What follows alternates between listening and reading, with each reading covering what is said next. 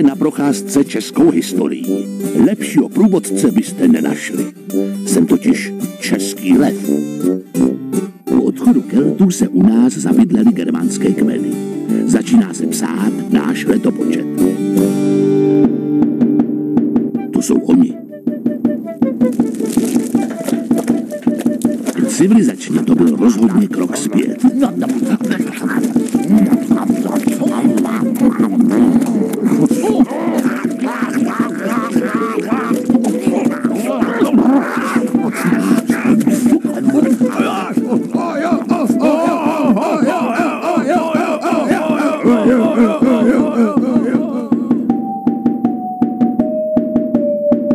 Ani ti jejich bohové se neuměli chovat.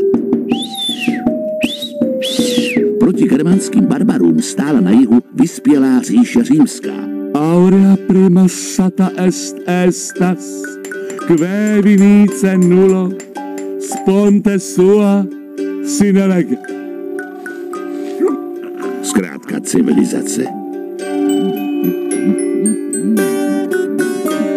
A ti bohové jako ze škatulky. Římští legionáři vědí, co je kázeň. Právě táhnou na Germána.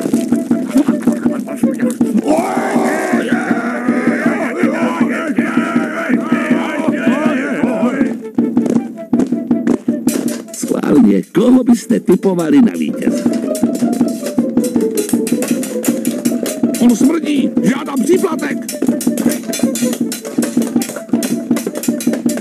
Protestuji! Je to nehygienické!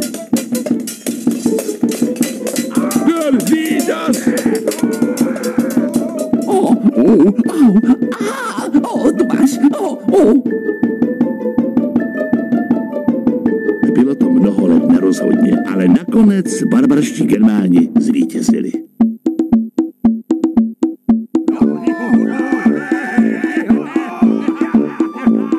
Kdo by to byl čekal? No, je to rozhodně poučné.